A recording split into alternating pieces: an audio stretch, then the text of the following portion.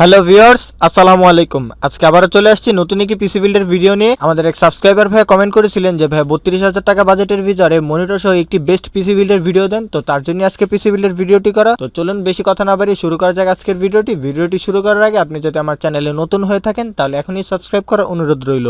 আজকের পিসি বিল্ডে আমাদের বাংলাদেশের একটি most popular processor AMD Ryzen সিরিজের AMD Ryzen 55600 যে একটি প্রসেসর। এই প্রসেসরটির যদি আমরা বেসিক ইনফরমেশনের দিকে আসি তাহলে এই প্রসেসরটির বেস্ট ফ্রিকোয়েন্সি স্পিড হলো 3.9 GHz এবং ম্যাক্সিমাম টার্বো ফ্রিকোয়েন্সি স্পিড হলো আপ টু 4.4 GHz। ক্যাশ হলো L2 3MB, L3 16MB, core হলো 6, থ্রেড হলো 12, 6 কোর 12 থ্রেডের একটি প্রসেসর। এই প্রসেসরটিতে বিল্ট ইন Radeon গ্রাফিক্স রয়েছে। গ্রাফিক্সের বেস্ট ফ্রিকোয়েন্সি স্পিড হলো 1900 MHz, কোর কাউন্ট হলো 7। মাদারবোর্ড হিসেবে চয়েস করেছি MSI ব্র্যান্ডের MSI A320MA Pro Max AMD সিরিজের একটি মাদারবোর্ড। এই মাদারবোর্ডটিতে DDR4 এর দুটি র্যাম স্টিক স্লট রয়েছে। প্রত্যেকটি র্যাম স্টিক স্লটে 16GB করে 32GB পর্যন্ত র্যাম সাপোর্ট করবে। একটি M.2 স্লট রয়েছে। এছাড়াও PCIe 16 3.0 একটি স্লট রয়েছে। এছাড়া আরো অনেক ফিচার্স রয়েছে। সব ফিচার্স গুলো যদি একসাথে বলতে যাই তাহলে ভিডিওটা অনেক বড় হয়ে যাবে। আপনারা চাইলে দেখে নিতে পারেন এক নজরে ভিডিওটি পুশ করে। র্যাম হিসেবে চয়েস করেছি PNI ব্র্যান্ডের PNI Accelerate 8GB DDR4 3200 MHz এর একটি র্যাম। এই র্যামটির বেস্ট ফ্রিকোয়েন্সি স্পিড হলো 3200 MHz,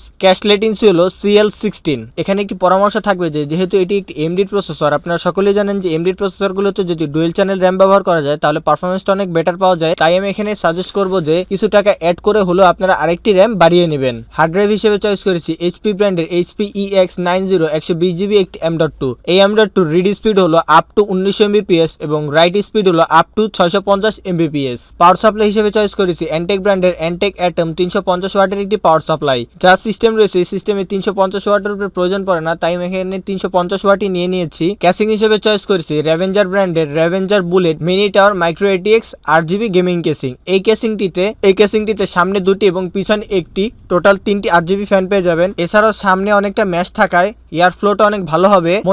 মনিটর হিসেবে চয়েস করেছি Gigasonic ব্র্যান্ডের Gigasonic RB-G19S 300C 19 ইঞ্চি একটি মনিটর। এই মনিটরটি রিফ্রেশ রেট হলো 60 Hz, রেজোলিউশন হলো 1366 বাই 768 পিক্সেল।